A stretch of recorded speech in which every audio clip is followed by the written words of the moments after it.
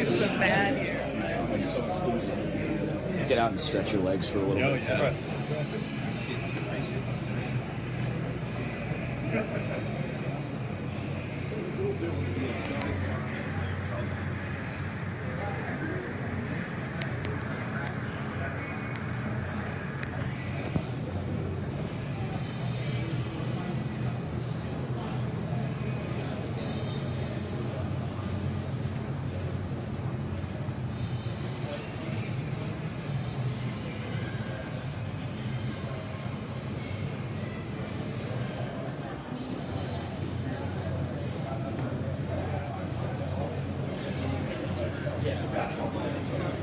Yeah, you know, I saw that.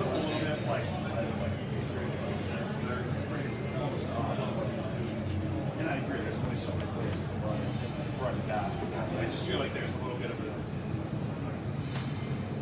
I had this more down there. Yeah. They're like organized.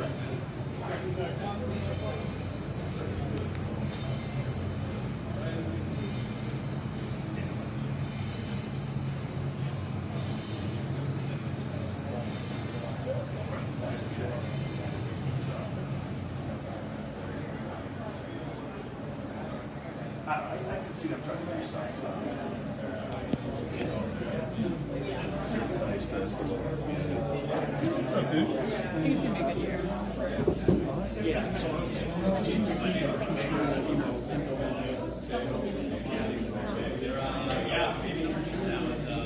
oh, is that right? Yeah. Even number two, they're couple assets.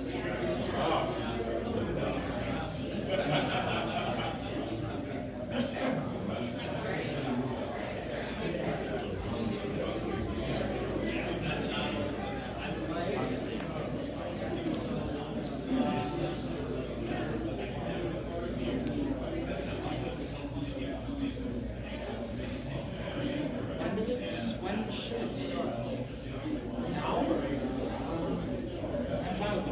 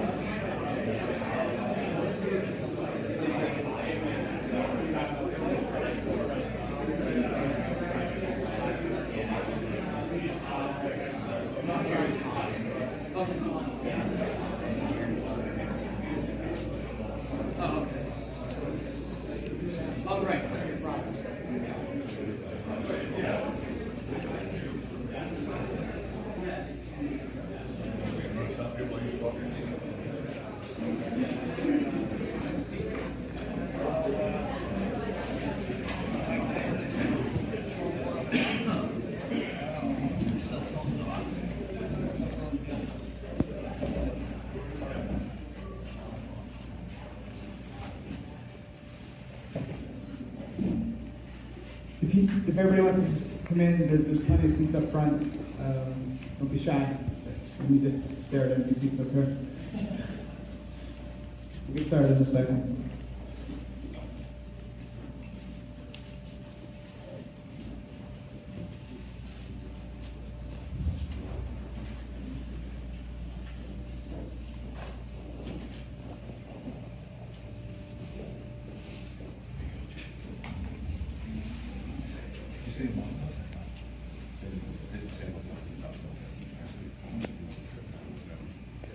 Good afternoon, everybody.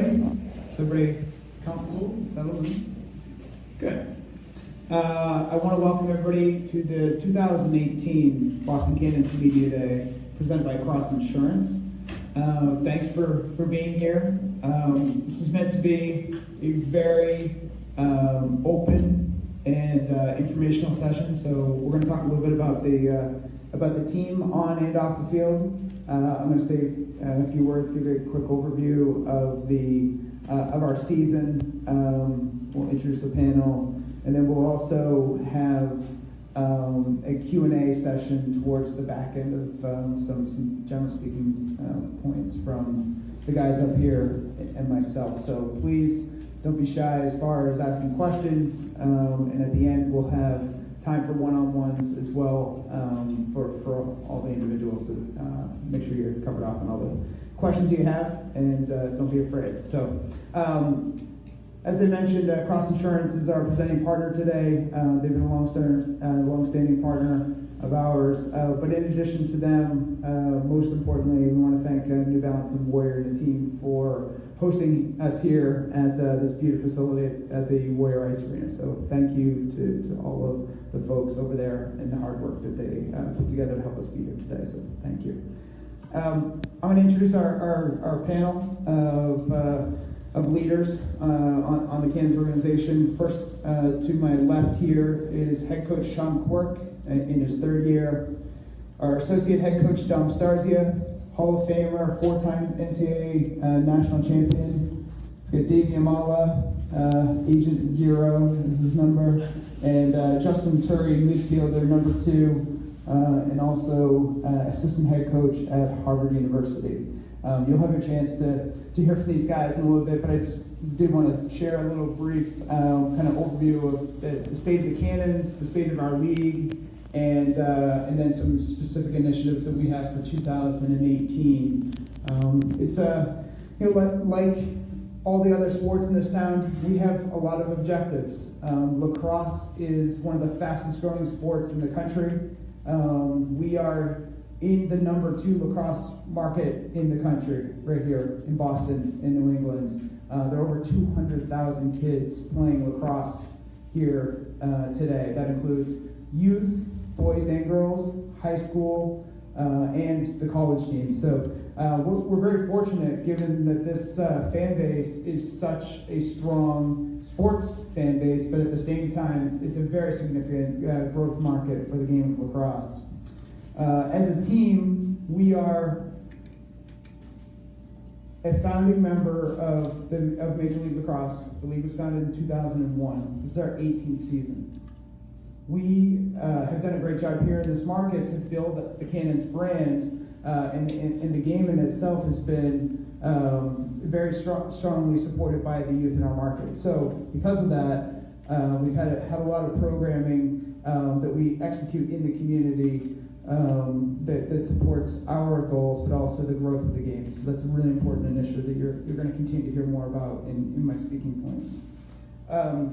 Our number one goal here at the Cannons is specifically to win championships, both on and off the field. In 2017 we had a tough year, and I think we've all looked at each other and tried to figure out how we move on from that. But we want to win championships.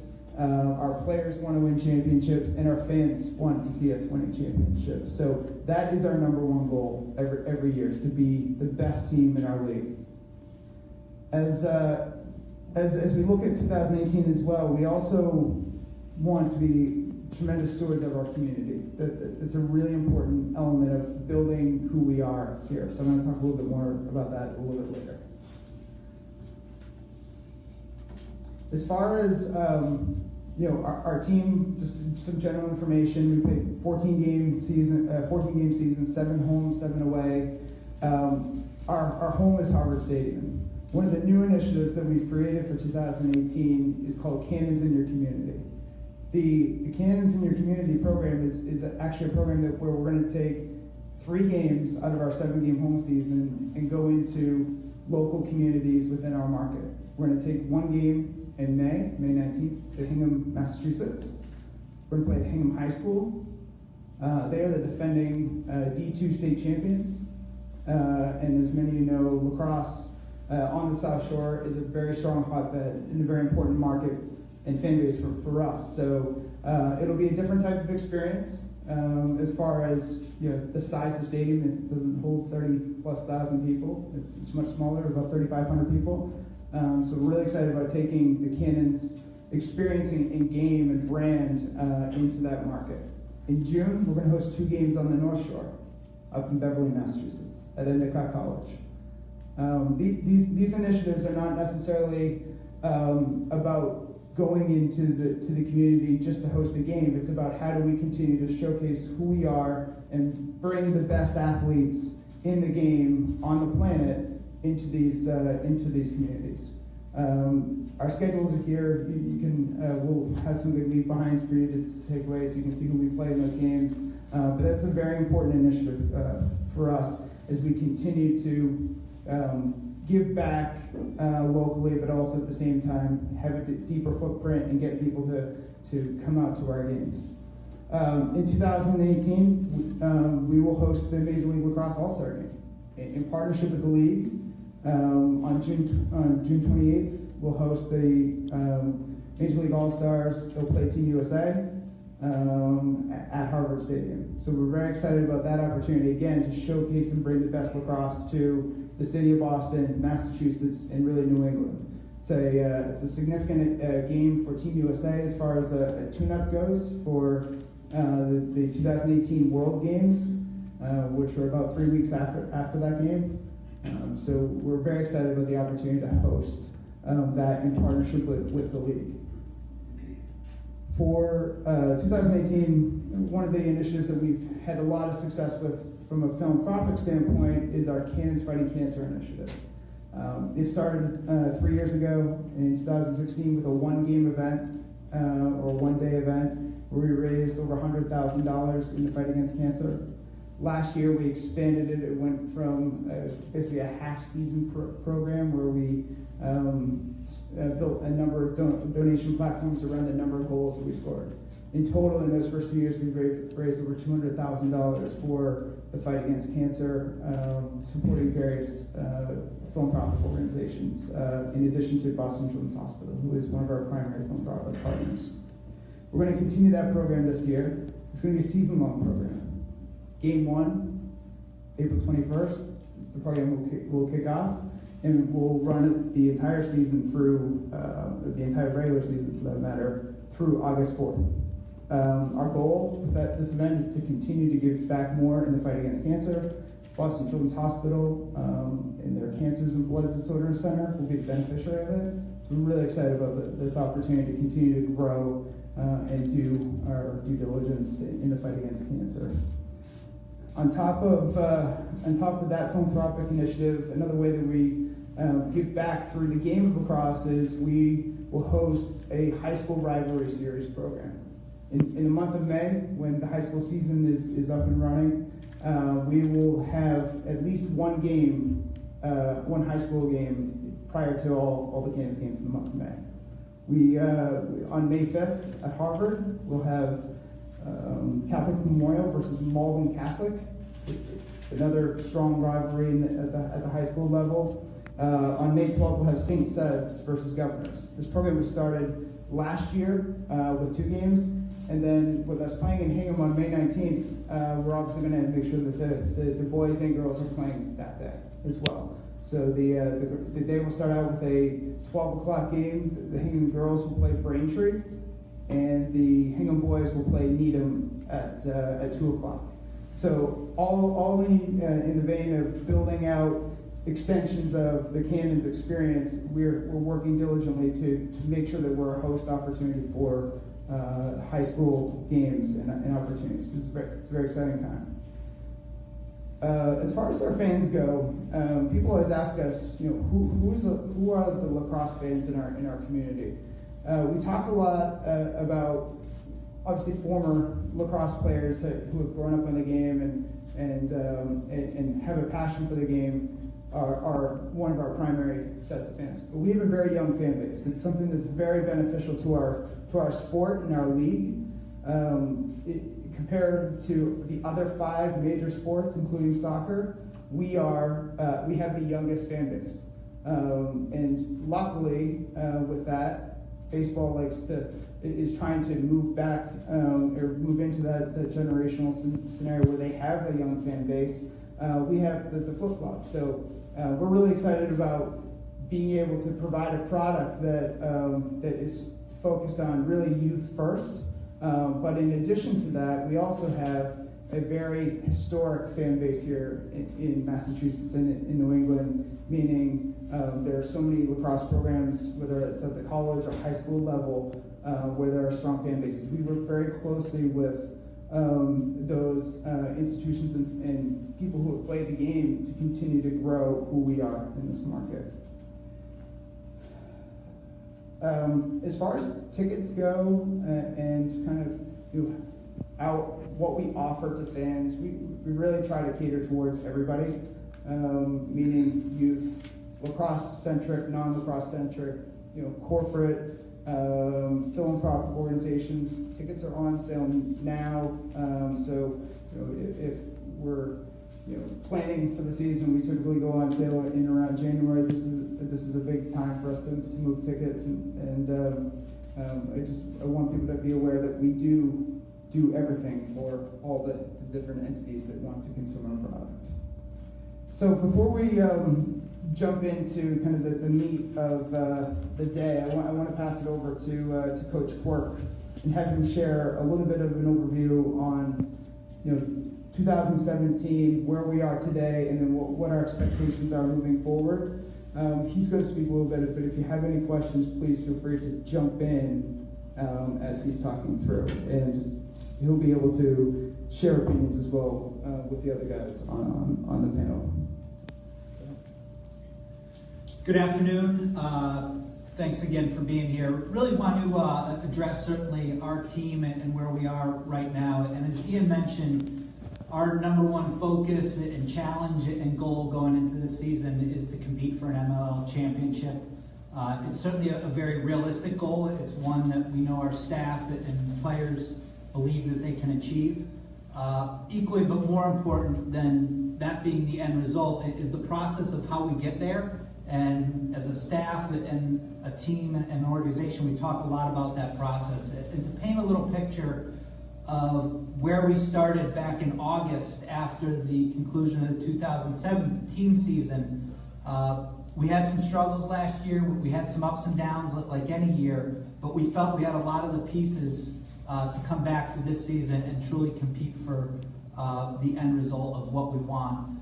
So last season, we beat Denver in Denver, which was a great win. They went on to compete in the championship. We lost 2 one-goal games to Ohio, who ended up winning the championship. So we knew we were right there. We were competitive. The MLL, the 9 teams, it's the parity and the competitiveness day in and day out. Any team can beat anyone through 1 through 9, and that's one of the great things about this league, and I think that our players truly enjoy playing in.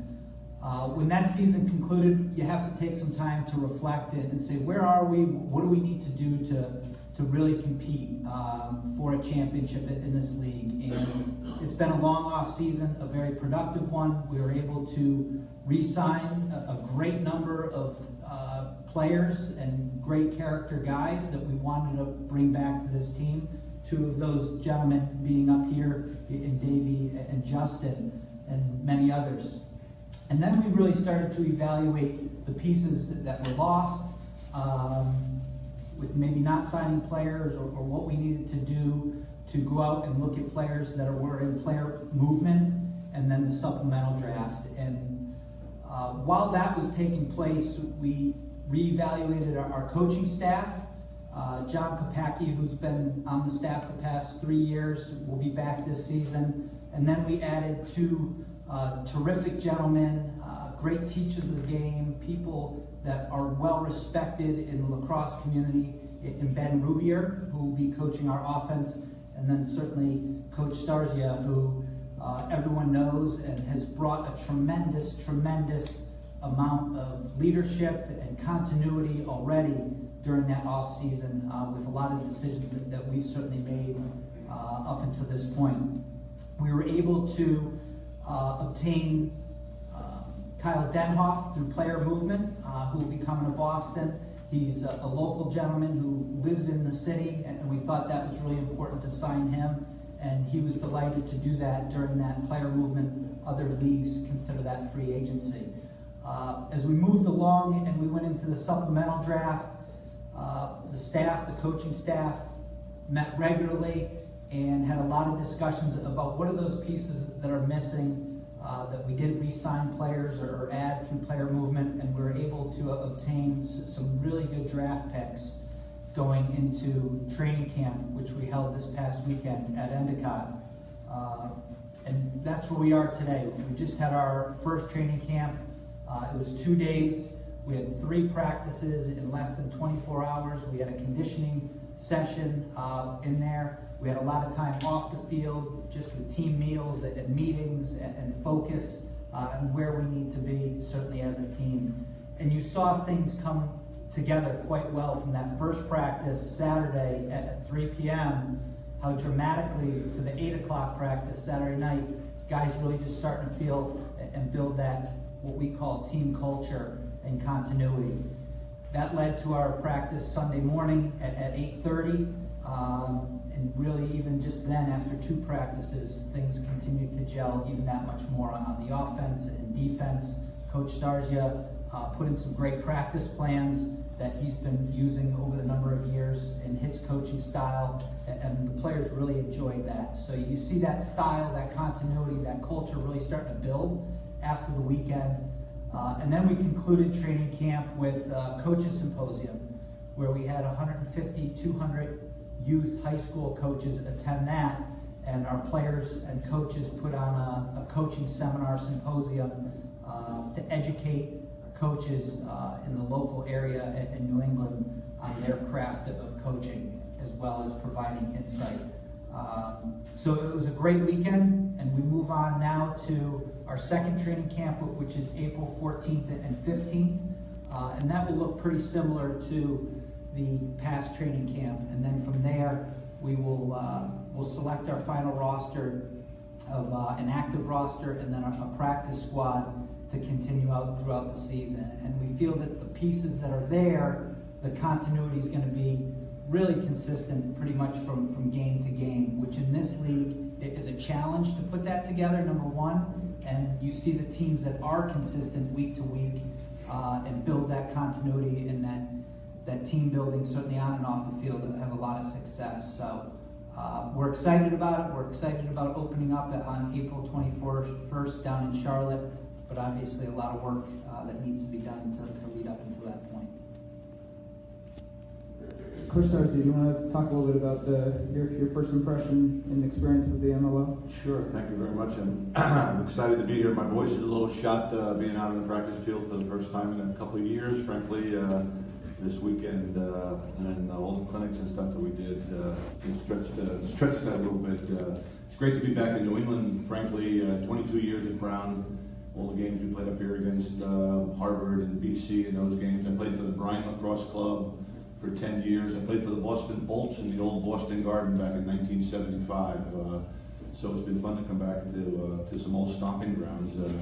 I've always been a big fan of the Boston Cannons. You look back at the Cannons history, there's a long line of former Virginia players in particular that had a lot of success here in Boston. Ryan Curtis's and the Connor Gills and the Matt Posquets, more recently J.J. Morrissey, and so I've always followed the team, and obviously I've always thought about the MLL and it's exciting to be a part of this. Frankly, I've been quite surprised by the level of support and commitment from the office, from the team office, and from Sean and Ian and their staff and all. It's been a little bit of an eye opener, and it's been fun to be involved.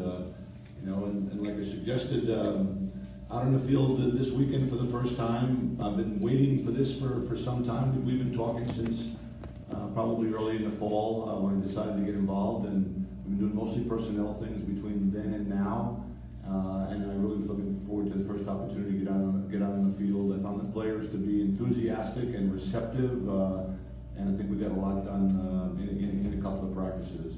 I bring a fresh perspective in the sense of obviously being the new guy on the staff, but also not knowing a lot about the other teams in the league. And so, for me, it's about putting a team together that I think can be successful. And it's really been fun doing that. I have no preconceived notions about some of our early opponents in particular.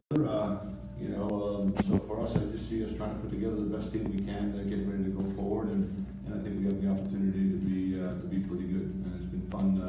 Getting to this point. So thank you all very much. Dave, do you want to give a little bit of insight from the weekend? Justin, you'll follow. Yeah, I think so. Heading into my fourth season on the Cannons, I think this is the best roster that we have and the most consistent roster heading into our second training camp and then eventually into game one versus Charlotte. As a player and watching the moves that the Cannons front office and organization made throughout the year, you couldn't help but be extremely excited with adding Coach Starja and Coach Rubior. And something that's really unique about this league and the coolest part of being in it is there's different people that you are fortunate to come across and learn from. And we have a lot of those guys on our team, such as Mitch Belisle, Brody Merrill, guys that have been around for a while who you just get so much knowledge from. And then now adding Coach Starja and Coach Quirk is just an ongoing process of learning and trying to become a team. So we hit the ground running this weekend. I think guys were really energetic and excited. Sort of getting back to having a chip on your shoulder. Having that mentality is very important. Obviously last year didn't go as well as we'd liked it to, but it's not a wash. We can learn a lot from that. We got some valuable experience playing together, and I think it showed this weekend, and we'll be looking forward to getting the new players that we have who have some MLL experience, used to playing with the core group of veterans that we have returning. So great first weekend. We're looking forward to our second training camp down in Gillette. Yeah, I think just to echo what Davey was mentioning, since the end of last season, I think looking from a player's perspective at every move the Cannons organization made, not only for the coaching staff, but also in the players that we picked up, that we've signed, that we've traded for, and then in the supplemental draft, and having constant conversation with Coach Quirk and the coaching staff about that. They've been really open and receptive to hearing our thoughts and where we thought we went wrong last year, the pieces that we thought we needed, and just what we could do to put a more consistently strong team on the field from week to week. And I think you saw that even just back in training camp this weekend. From the structure of everything, Coach Quirk running the entire weekend, Coach Starja having a clear plan, both from the offensive, defensive end, and then just what we're doing and being really productive in our practice time. As we all know, it's really limited in the MLL. Every one of us has a full-time job outside of this, so when we're together, being really productive in those short periods of time is really important for us to build a team that can be on the same page every time we go out. And then just from a talent perspective, Davey going on year 4, I'm going on year 7, so I'm feeling like the old guy now. But in my 3 years, this will be my third with the Cannons organization, by far top to bottom, the most talent we've had at a training camp to date. Guys that are really committed to playing for a full summer, guys that are bought in to doing the work on their own, and really guys that are great to be around and are really ego-less, which is a big piece. And I think you see that with the teams that have had success more recently, the Denvers, the Ohios. There are teams that have star players, but that are really ego-less and play that way. I think we started to see a little bit of that with the way training camp went this weekend, and I'm really excited to build on that as we go forward into the next one coming up. We'll open up some questions from the crowd. Is there anybody want to go first? Matt, go ahead. So, Coach, you made a pretty significant trade this offseason, acquiring Ryan Walsh and Scott Furman from New York. So, how excited are you to add those guys to the mix? Right, adding Ryan Walsh and Scott Furman was something that we discussed quite a bit in that trade with New York, and really for Ryan, we needed a lefty attackman. That spot's been void. Ryan is a gentleman that's played in the league. He has experience, but he's never been a consistent game-to-game player. And he was somebody that we liked his size, we liked his ability, his athleticism. He's a team-first guy, and we saw that this weekend. So we're really happy and pleased with what he's doing. And like every player on our roster, he's got to continue to improve. But he showed us a lot of great things. And Scott Furman, similarly, he brings, Coach Starsia and I were just actually chatting about him a little while ago. He brings a dimension to our long stick midfielder position that he can really get up and down, he can defend, he can push transition, but he's a guy that we can put down low as well. So he can play kind of both positions, which is great for us. So both of those guys we're excited about having in Boston, and similarly, they're really excited to be a part of this team. Anybody else? So Justin, you're going on year 3 of the Cannons now. Your first year, you spent a lot of time playing offensive midfield, and last year you spent most of your season playing on the defensive side of the ball. You know, how much do you enjoy being in a role where you can jump up offensively, but also play some solid defense in the short stick midfield? Yeah, throughout my time in the league with some of the other teams I play with, I've kind of been back and forth between both. So having the comfortability to play both, having the trust of the coaching staff to play both, has allowed me to just kind of fill the need of the team, which is really all I really care about is where we need help the most and where I can fit in the most and add the most value. So last year, early on, I tended to be more on the offensive side.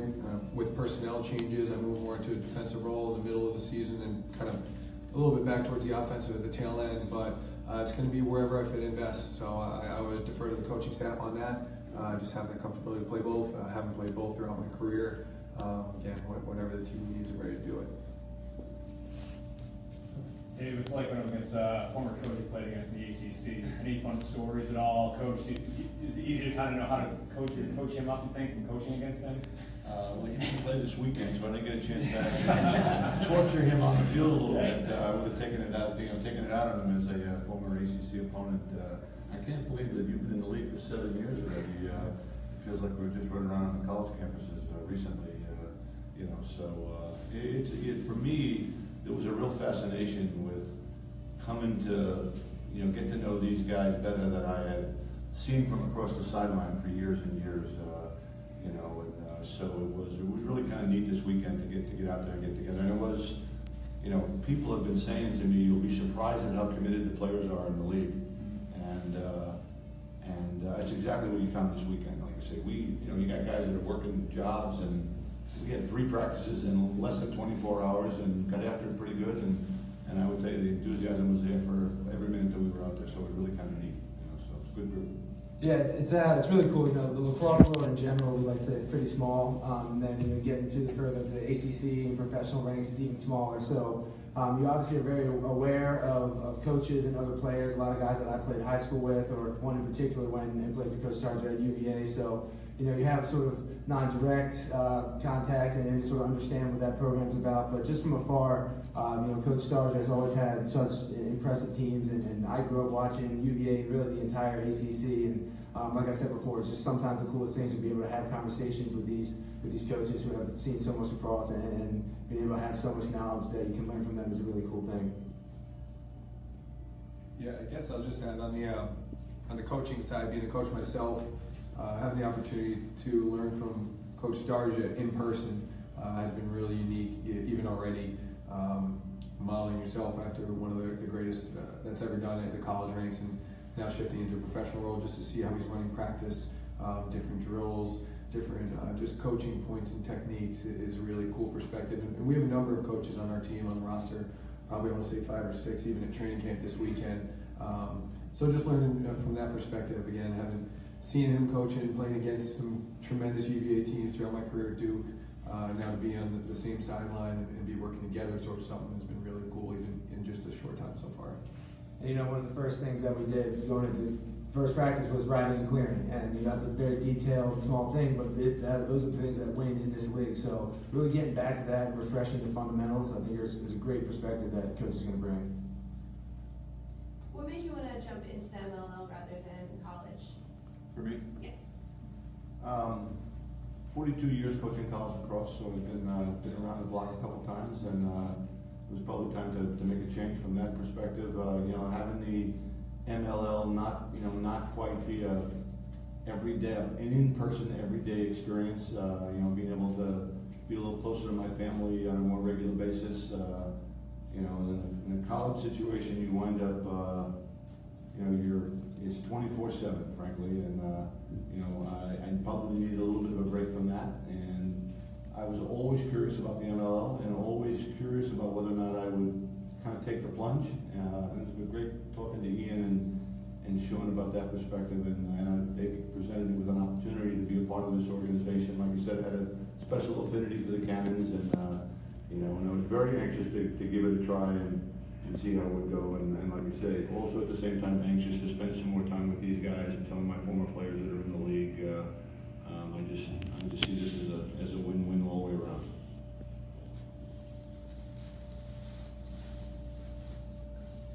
Coach, how does it feel to get a player like Max Seaball re-signed and back on your squad for 2018? Yeah, the re-signing of Max, it's great. He's openly said that he thought he was pretty much done after last season, and I think a big piece of it was he saw the players that we did re-sign from last year and the new additions to the coaching staff. And Max is ultra competitive. He's had a great career, certainly when he was at Cornell, and a long career in Major League Lacrosse. And he believes in our vision of winning a championship. And he knows that's a realistic goal, and he wants to compete for that and then end his career. Guys, why don't we talk a little bit about the continuity and how we think that, how important that is to kind of the next steps. And for some people who don't know some of the phases that our league goes through, and maybe we throw it in the draft as well. So absolutely, and I'll refer to these gentlemen as well. The MLL is, all right, we have our roster of 40 players right now, and as I mentioned, we'll get that down to 32 after training camp. And throughout the season, there are different stages. In a couple weeks, we have the draft, which we have the #1 pick right now. In the draft, we also have a 3rd round pick, and then rounds after that.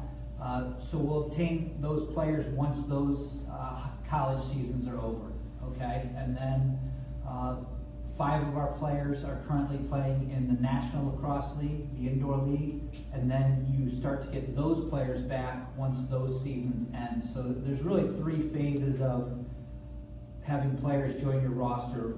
The current team now, the college draft, and then the NLL players that will come in, and certainly any trades or movement that you have throughout the season. But as I mentioned, that's been something that we really tried to do up front, is load our roster right now with players that we believe will be there for the most part for 14 games, and then we can add a few pieces in here and there to really give us that push throughout the season to be successful. Yeah, you say every team in this league is going to have talent, offensively, defensively. There's nine teams total, so there's a lot of really good lacrosse players that aren't even able to crack a roster on any given week. So, with that in mind, understanding how important these early games are in the season, I know that's something that we've really talked about, and we feel like in order to win those games, it's important to address the camaraderie. I know my most successful season in the MLL was when a team really looked forward to seeing each other every weekend. You work during the week, but the weekend is a chance you get to fly around on Friday practice, play a game with your best friend Saturday night, and that's when you really enjoy it. And I think that's why we all still play this game, is for that feeling of camaraderie and being on a team like that. So that's something that we're striving for. There's a component that has to be natural and it can't be forced, but we certainly talk about it and talk about the culture that we're trying to create for this season. Yeah, I think just in a little bit of reflection of last year, and just more in reference to the moves that we made in the off season, they're really exciting because of the fact that we're going to have guys that are going to be around for 14 games. Looking back in last year, one of the points where we felt, and in talking to the entire coaching staff, we struggled is we were always looking for the right mix of players, and we had guys really almost week to week. Our roster was different than it had looked the weekend prior. And it's tough to win like that. It's tough to put together a consistent plan. And chemistry. And it wasn't one or two here or there. It was probably 3 or 4 guys, almost on a week to week. We were just always looking for the right mix. We kind of left last season feeling like we hadn't quite found it. We've gotten close to finding it, but hadn't quite found it. And then all the moves in the off season have only affirmed what we've been working towards. And you already start to see in training camp that you have a mix of guys that are going to be there throughout. They're going to help you build towards something. So that was a really good feeling coming off of this weekend. And I know something that every team struggles with, and the ones that are really successful have that identity, have that culture that you build throughout the entire season with a really similar group. So it was great to start off on that right foot this weekend. Coach, you mentioned having players be around for 14 games, and one of those guys who will be this year is Mitch Belisle, who hasn't played a full season with the Cannons in a number of years. How much do you think the team is going to value his presence, especially early in the season? Great question. You know, this is my 3rd year, as Ian mentioned, with the Cannons, and Mitch's the previous 2 years was playing indoors, so we didn't have him last year until game 6 or 7 because the Swarm won the championship. You saw it literally immediately at training camp. His leadership, his presence, his communication on the field, off the field, with some of those younger defensemen in particular. It's really great to have a guy like Mitch certainly leading early on and building that continuity and trust on the field. Doc, do you have your first impression of Mitch? Yeah, you know, there are just some people that walk through the door and you can tell that they have a presence and they're going to assume an important role on your team. He's certainly that guy. You can tell from the tone of his voice, and he assumes that he expects that of himself. And so on the practice field, you know, I'm coaching a new team, you know, over the weekend for the first time, and there are guys out in the field that immediately are ready to help. You know, it's interesting with a group of experienced players like this. I was mentioning it to my wife. These guys get it as soon as you tell them. You know, here's what we want to try to do. They understand. You know, I've been around a lot of younger players more recently, and you can explain it 10 times, and half of them still don't get it. But with these guys, you can do it right away. And Mitch is one of those guys that just helps you get the group organized and is ready to. When I say, look, we need to be a little sharper, he's right on that. You know, and these two guys, and this is really neat. For me, the difference here is going to be, you know, we had about 30 guys for the training camp weekend practices. Like I said, really good group, worked really hard, and so for me, the difference, the change now is, you know, we can only dress 19 for a game. You know, I was saying to Sean on the drive over, I said, how is that possible? You know, how are we going to pick 19 out of this group? You know, then you're going to add guys in the draft and guys that are playing in the indoor game and stuff. So that's a piece of it I'm going to have to get used to, and you know, but like I say, there are, at this level with players of this caliber, you have guys that have been in that role, that leadership role for their various teams, and it's nice to work with a whole group of them right now. Dave, Justin, you guys want to add anything? Just the veteran leadership component. Yeah, well, you know, for Mitch specifically, for me, like I said, it's my 4th year in the Cannons. He was someone that coming in, you could just tell what a professional he is, and you know, just watching him and how he operates, how he approaches, you know, the different challenges that you have as an MLL player, whether it's the travel, you know, working throughout the week, Friday night practices, you know, Saturday walkthroughs. You know, if you want to learn how to be professional and be successful in this league, he's a great person to watch and to learn from. So, you know, I've said it many times before, I feel very thankful to have these guys here to look up to and have them on our team. Like I said, Brody Merrill's another one. Kevin Buchanan is another guy who lives in Boston as well, who's just a great role model, and someone even for me, you know, who's in the professional league, but it's still great to be able to look up to those guys. And, you know, Mitch is such a presence. He a lot of our rosters either, you know, living in Boston or very close by in New York, and, you know, he's really going to captain those guys and be a leader for them and really the entire team. So Mitch, along with a handful of other veterans, have been great to learn from. They're going to be a key part for our success this season. And I think it's something that we're missing maybe on both sides of the ball early last year. Both having probably our 2 greatest leaders on the defensive end, Mitch and Brody Merrill, being absent for those first number of games. Having some of our more veteran guys, even the last 2 years, Davey and myself, was Will when he was with us last year. I tried to shift my focus more to the defensive end as I started to play there more, but we were missing that veteran presence for a couple games, and as we started to have some success towards the midpoint of the season defensively, it was really when those guys got back into the mix. So I think having that presence from day one going forward is going to be a huge, huge help for our defensive consistency, for our chemistry, and really just the communication. Lacrosse is basketball, communication rules all defensively, and Mitch is about as good a communicator as there is, even when you don't want him to be. So having that there from day one, getting everyone on the same page is going to pay huge dividends down the line. Any other questions out there? Okay. So as I mentioned earlier, there's an opportunity for one-on-one, so if you feel free to jump in. I've got a backdrop here, backdrop there. Just find a space. The guys will be available, and myself. But most importantly, thank you very much for being here, and we look forward to seeing you throughout the season.